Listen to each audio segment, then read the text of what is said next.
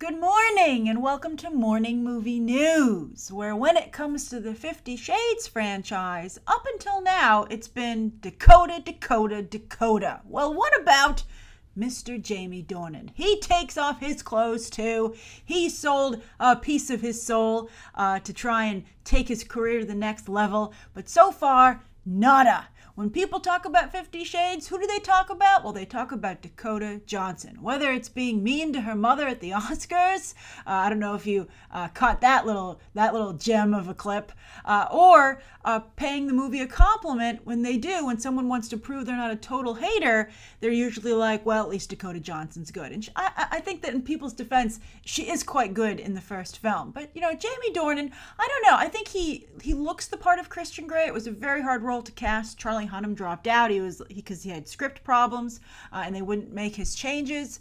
And I feel like even when I watched the movie that Jamie Dornan seemed a bit reluctant. And he's been really reluctant to embrace the fandom, whereas Dakota Johnson's really run with it. Like her big follow-up movie, in addition to having a bit part in Black Mass, was she did a romantic comedy, right? But Jamie Dornan's trying to do things a little more serious. He's making smaller films. He's done some Netflix work. He's trying, but so far he hasn't gotten a lot of results, which might be why he's joining a bigger picture, and that's the new Robin Hood Origins movie, which is coming together very interestingly. Now, this is the movie that is infamous, at least so far, for tying up Taron Egerton's schedule. This and the Kingsman sequel. Why can't he be Han Solo? Because he's busy or committed to making Robin Hood. I know that, Phil Lord and Chris Miller said, oh no, we really want, Aiden Aldenreich. He was the first guy we auditioned and he's who we went with. But I think everybody realizes that Taron Egerton obviously would be a better choice. But he's, again, not available. So he's going to be the new Robin Hood, a very iconic role, of course, for like Errol Flynn. But over the years, it did quite a bit for Kevin Costner's career with Prince of Thieves. And then Russell Crowe tried to revive the brand a couple years ago, for a Gladiator Redux, even with Ridley Scott, but it didn't quite work out. His career never rebounded from the phone throwing incident. But anyway, Taron Egerton hasn't chucked a phone at anyone's head, so he's going to give it a shot. So he's going to be starring as Robin Hood. Jamie Foxx will be Little John, which is an upgrade from, Morgan Freeman famously co-starred in Kevin Costner's Robin Hood, but as a character called Azim. Now we're going to have some diversity in the main group. But speaking of the main group of guys, there's been a change. Christian Grey is in talks for the role of Will Scarlet, played by Christian Slater in the Prince of Thieves Kevin Costner version. But they've made a change in that he's now Marion's husband. And of course, it's not going to be too pleased that Robin and Marion are, not fooling around, basically. That's the couple that falls in love. Unless it's like Maid Marian just, it's like a gang with benefits. Who knows? But I also think that to break up the group of guys like that, right? Like Robin Hood's band of merry men, why would he sleep with one of his merry men's wives? That seems like not a good move, right? So I'm surprised they would make that change. It's like, didn't the bro code come in yet? Although according to the Good Place last night, using the term bro code gets you points off, your life score. But anyway, I still think it's relevant, particularly here. And then also, Maid Marian's been cast as Eve Hewson, who interestingly enough is Bono's daughter, but I think is, usually I'm really against nepotism, but I think she's a very talented actress. I don't know if you've seen The Nick. I talk about it every chance I get. And speaking of The Nick, Eric Johnson, who played the horrible racist doctor on that show, is going to be the Jack Hyde character in 50 Shades. So it's Hollywood, town of relationships. But anyway, Eve Hewson's very good on that show as Nurse Lucy, and so I'm glad to see her getting more work, even though I'm sure nepotism has a lot to do with it. They're like, hey, Eve, could you ask your dad Bono to maybe do a song for Robin Hood Origins? So we'll see how that picture continues to come together, but I think it's worth keeping an eye on for sure. For Taron Egerton alone, but I think it seems like a pretty good movie, and I'll be curious to see if they can bring back Robin Hood. It's been so oversaturated the last couple of years, even with Keira Knightley played Robin Hood's daughter, like on I think like the Disney Channel or something. It's crazy. All right, so anyway, that's the first story of the day. Now, speaking of social media, where 50 Shades Darker has dominated, Jumanji is trying to make some waves there, and they certainly have the tools to do so with two of their stars, Dwayne Johnson and Kevin Hart. Social media stars, juggernauts. But interestingly enough, the duo couldn't quite propel Central Intelligence to a very impressive opening. It ended up doing solidly worldwide. It's not one of their biggest pictures. It made about $230 worldwide, but that's very good for the kind of movie that it is. You know, like a pretty typical Hollywood comedy. I love the film. I just recently rewatched it on iTunes. But it got a lot of media attention when they were filming it because Kevin Hart and Dwayne Johnson worked overtime on their social media to promote it. And they're trying to work that same magic, although hopefully with a better result this time, for the Jumanji sequel. They've said it's not a remake. So Kevin Hart is the one to share this latest photo of the cast in their costumes, which is interesting to me because Dwayne Johnson shared an artist rendering of his costume like a couple of weeks ago for Jumanji, and I think that the result looks totally different than the one that was drawn up. Like the one that they drew up was more of like a dashing leading man, and here it's a little more crumpled. I think he should have gone with the tighter shirt, and I think there's some sexiness removed from the image. And where did his hat go? I guess they were like, all the guys can't be wearing hats. Take it off, Dwayne. I don't know. He looks pretty cool though. I like his gloves. And of course, you've got Karen Gillan there doing her best Lara Croft impression. But to me, the most fun characters are Kevin Hart and Jack Black. They look very funny in their costumes. They're both very talented individuals, and I think they've definitely got a lot to work with there. Kevin Hart going like full Boy Scout, which I think is hilarious. I think he looks great there. And then Jack Black, coming off a very successful turn in Goosebumps. I actually really enjoyed that movie. I think because it just went there. It was like, I know what kind of movie I am, and I'm going to be that movie. And it looks like Jumanji's doing that as well. He's got a pith helmet on. Who doesn't live a pith helmet? I own a pith helmet. They're fantastic. And I think that having him be like the professor is really going to be a lot of fun. So I think this looks fun right away, but my attention is drawn to the outer characters, which is I think very interesting because they're sure as heck trying to get you to look at the two middle ones. They're trying to crank up the sex appeal, but I think both of them they don't really look in like they're in it, in it to win it when it comes to sex appeal. And I think if you're going to go for sex appeal, you could cast people who are going to not be afraid to like turn it up to an 11, like let's say Angelina Jolie or Chris Pratt, right? So anyway, I think it looks like a lot of fun, and I'm curious, what do you think of how the film looks? I know a lot of people have mixed feelings about another Jumanji movie, so how do you feel now that you've gotten an official look at it? So the third story of the day, talking about mixed feelings, is the Toronto International Film Festival has ended and the People's Choice Award has been given out. This is a very important award. It usually helps determine what film is going to have a lot of Oscar heat and maybe even win Best Picture. Previous winners include American Beauty, Crouching Tiger, Hidden Dragon, Slumdog Millionaire, Precious, King's Speech, Silver Linings Playbook, 12 Years a Slave, The Imitation Game, and Room. Now, obviously, not all of those films won Best Picture, but they all got an Oscar somewhere. They won in one category, and they all were major nominees. So as you can see, it's a great feather to have in your cap going into award season. It just makes you an odds favorite.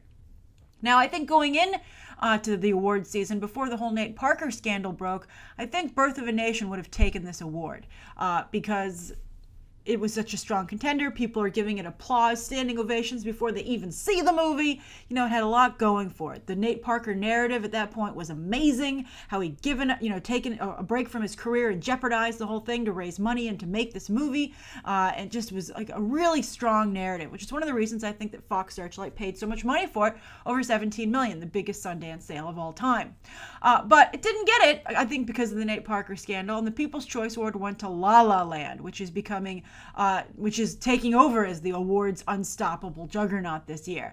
I will be interested to see how this plays out in social media because you have a very black film going up against a very white film. So I think that's a narrative the Academy does not want to see take place. But there are plenty of other strong films with black talent in front of him behind the camera coming up, like Hidden Figures, for example, that you're probably going to see get nominated and pushed pretty hard. So we'll see how it ends up playing out.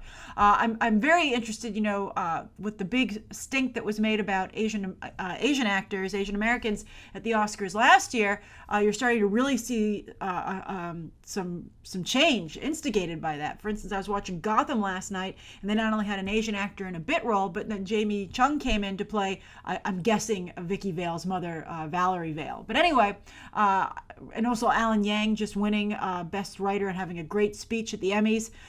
Really a fast turnaround. So people making a big stink about this does get results. So you're not going to see people stop making a stink anytime soon.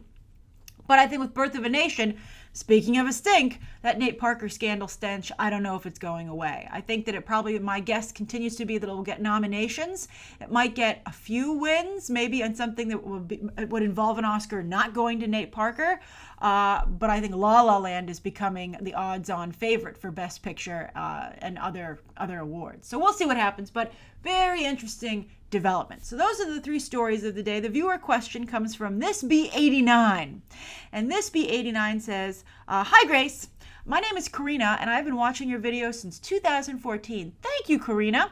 This is my first time asking you a question and I hope you answer it for me. I graduated back in 2011 with an AA degree in fashion design. I've never been interested in the fashion industry, but the film industry. Since my first theater class in high school, I've wanted to be a costume designer for film. My question is, how can someone start that career path? I love your videos. I always start my day with a cup of coffee and some movie math. Keep up the great work. Smiley face. Oh, that's a great question, Karina. And I have some advice for you that I think is applicable to a lot of different parts of the film industry, which is why I wanted to discuss, that's why I chose your question. Now, I don't know what an AA degree is. I'm guessing you're not from the United States, but it's great that you have a degree in fashion design. That's going to help you. So what would I advise? We talk a lot about how do I become an actor? How do I become a director? How do I become a producer? How do I become a screenwriter? Those very, very high profile gigs in the movie industry. So I like the chance to be able to talk about what do you want to do if you want to work in different parts of the film industry, which are very exciting and can be very rewarding and just as flashy as some of those other gigs. For instance, like these days, as movie viewers get savvier, we know a lot of names of costume designers, etc. So I think this is a really exciting career path, Karina, and I'm hoping that I can give you some advice that helps you get started. So what I would say is that if you're interested in one of the less high profile parts of the industry, like costume design, my advice to you would be to make cold calls. I would call up people, big houses, because a costume designer needs a lot of people working for them. They need buyers, they need, people to be doing the sewing, helping to put the outfits together. It's something that's very work intensive, and I don't believe any costume designer can really work alone, which is good for you, Karina, because that means they need help. So what I would do, and if this is for any of these kind of, particularly craft-centric positions in the film industry, find out who you like, go on to IMDb, look at some films that you really thought did a nice job with costume design, see who the winners are, take a look and, be like, oh, okay, who can I call? And usually they'll have an office or something and you can say, I would like to apply for a position or maybe even an internship to start out working for free because I really want to get my foot in the door. And I think there's a good chance that you might be able to get a position.